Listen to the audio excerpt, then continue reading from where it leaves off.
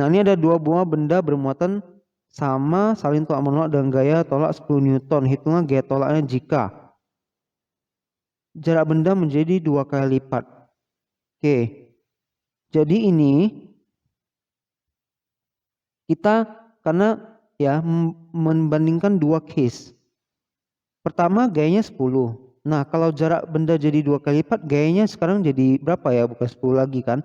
Membandingkan dua case berarti kita harus bikin rumusnya 2 kali. Jadi kita buat kayak rasio gitu, comparison gitu. Ratio ya, yang keadaan 1 per keadaan 2. Saya akan zoom di sini. Ingat bahwa dia minta jarak benda jadi 2 kali ya. Oke. Jadi yang kita lakukan di sini adalah ini yang case pertama, ini yang case kedua jaraknya. Nah, tadi dibilang jaraknya yang beda, tapi kan K, Q-nya kan muatannya tidak ada dibilang kan. Jadi anggap sama, jadi boleh saya coret langsung, coret. Sisalah ini, sisa 1. Oke, jadi 1 per E kuadrat, 1 per 1 kuadrat, 1 per R2 kuadrat.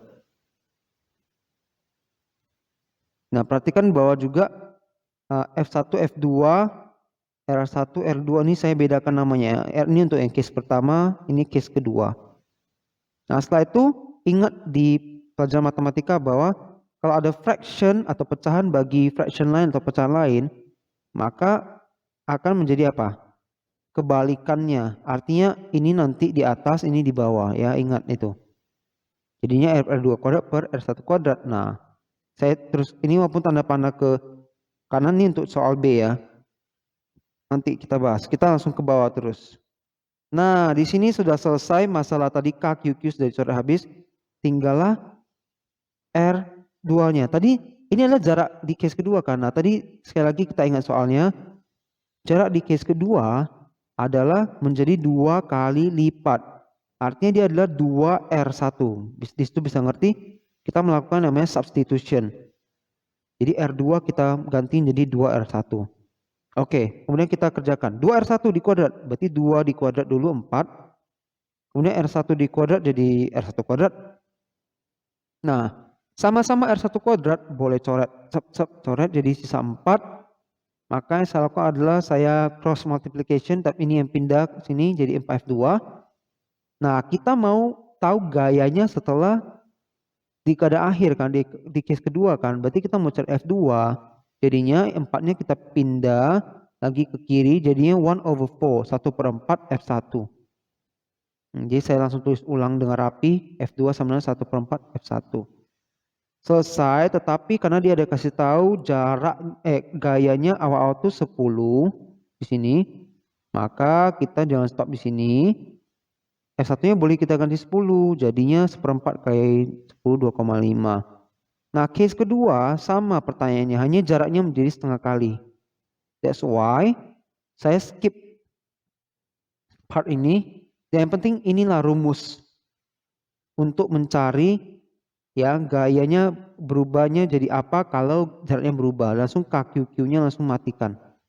Jadi kita langsung sambung dari sini, ambil ini jadi sebuah rumus kita ya. Jadi boleh dihafal biar lebih cepat. Jadi nggak usah melalui proses panjang ini lagi yang di atas.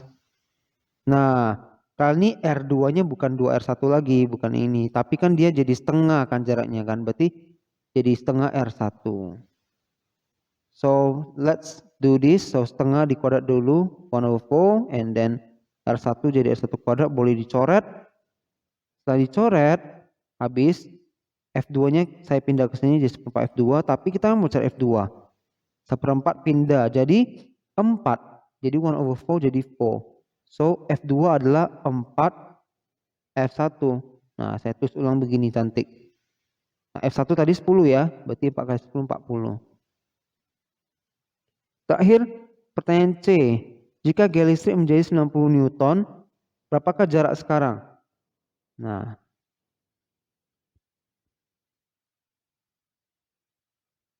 oke, gaya listrik menjadi 90 Newton, berapakah jarak sekarang? Oke, kali ini F yang dikasih tahu, F2 nih berarti ya, F di keadaan kedua. Dari 10 menjadi 90. Ditanya R jarak sekarang, berarti R2. Ditanya R2. Pakai rumus yang tadi, ini. Nah, F2 kali ini yang kita tahu. Sorry.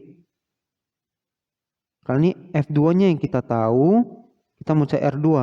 Oke, let's go. So, ini boleh dicoret nolnya 10/90 jadi 1/9. Cross multiplication, kali silang. Oke, kemudian cara solve ini adalah kita kan mau R2, sedangkan dia ada kuadrat. Jadi kita akar aja semua. Nah, itu tipsnya. So, 1 jadi 1, 9 diakar jadi 3, R1 kuadrat jadi R1, R2 kuadrat jadi R2. Kita mau cari R2. Pas sekali kita sudah dapat R2-nya. 1/3 R1. Berapa jarak sekarang? Oke, jarak mula-mula nggak ada dikasih tahu ya. Nah, kalau gitu kita nggak bisa gantikan ini R1-nya berapa, nggak ada angkanya. So, just leave it like that. So, 1/3 R1.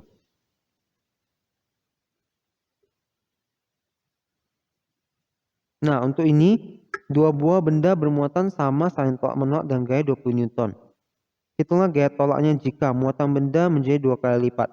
Muatan kedua benda, dua-duanya jadi 2 kali. So, kita pakai ini tadi konsep dari ratio ini. Nah, sorry. Nah, perhatikan bahwa kali ini R-nya yang nggak dibilang kan, jaraknya kan. So, jaraknya yang kita coret. Coret. Jadi habis jaraknya. Nih, ompong kan, bolong di sini kan. Nah, jadinya tinggal pakai rumus ini. Nah, kedua muatan jadi 2 kali lipat. Perhatikan bahwa saya berikan nama A untuk case pertama, B untuk case kedua. Maka untuk case kedua, ya, muatan pertama 2 kali muatannya kan, yang awal kan, berarti 2 QA, ngerti ya? QB jadi 2 kali QA. Ini juga 2 kali. So, QA1 dan QA2 boleh saling coret sama-sama. Sisalah 1, 1, 2, 2. Ini jadi 1 ya, bukan jadi 0 ya. Ini jadi 2, jadi 2. Oke. Nah, 1/4. Kali silang, cross multiplication. So, F2 adalah 4F1. Nah, F1-nya tadi ada dibilang di soal 20 jadi 80. Nah, untuk soal B, muatan benda, nah ini sekarang dibedakan.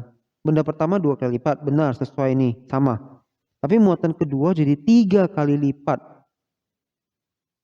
Oke. So, ambil yang ini, ya. Misalnya ini langsung boleh.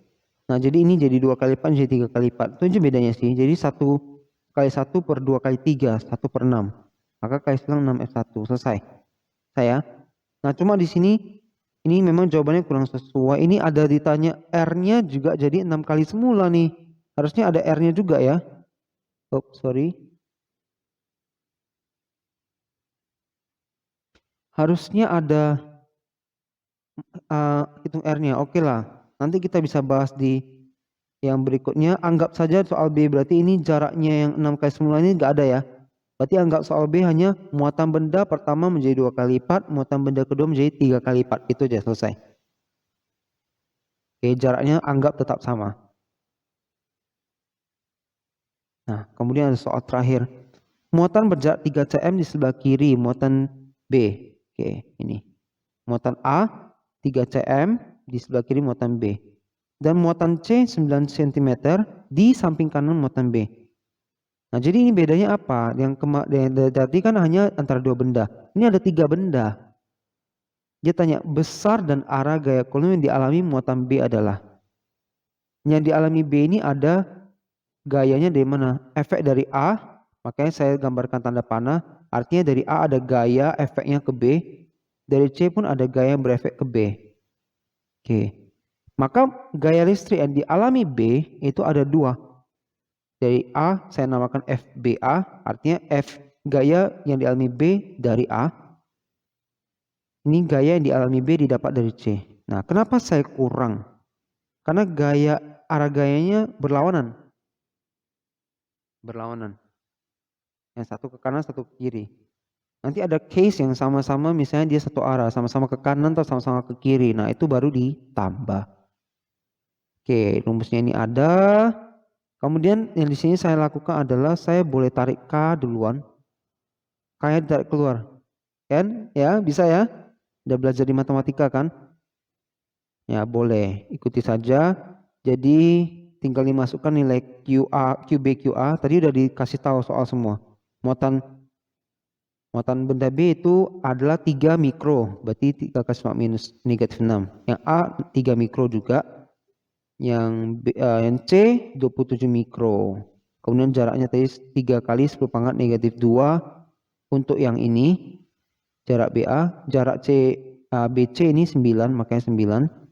Jangan lupa ada kuadratnya. Nah, singkat cerita dihitung jadi begini. Ya, kita hitung yang ini dulu. 3 kali 3 9. Kemudian 10 pangkat minus 6 kali 10 pangkat negatif 6, 10 pangkat negatif 12. Ingat, angka biasa kali angka biasa. 10 pangkat kali gabung dengan 10 pangkat. Itu dulu. Nanti 9-nya bisa coret. Oh, sekaligus ini K-nya udah boleh ganti ya. Kalau udah mau mendekati hasil akhir, udah boleh ganti jadi angka 9 kali 10 pangkat 9. Kemudian terakhir, terdapat ini dapat negatif 8 ini kurang 10 pangkat adalah 8. Ya. Nah. Oke. Oke, ini ada salah tulis ya. Ini harusnya negatif 8 juga ya, kan sama ini ya. Jadi 10 pangkat negatif 8 kurang 10 pangkat negatif 8 ya 0. Nah, sesuatu angka kurang sesuatu angka yang sama persis, hasilnya pasti 0. Misalnya 99 kurang 99 kan 0. Nah, terakhir ini kali 0 kebetulan jadi 0 ya. Kalau ini tidak 0 pasti ada nilainya. Nah, ternyata gaya yang dialami B 0. Apakah mungkin gaya listrik yang dialami B ini 0 padahal ada pengaruh dari kiri dan kanan? Mungkin. Karena kebetulan gayanya yang dialami sama besar, jadi saling meniadakan gitu. Yang ini eliminate gaya yang ini gitu. Bisa. Ya. Walaupun umumnya pasti ada nilainya, tapi ini kebetulan 0 boleh.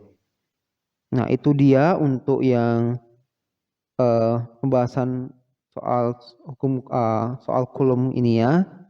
Jadi itu dia, semoga kalian bisa mengerti, dan pembahasan hari ini setelah berakhir kita akan bertemu di pembahasan topik berikutnya.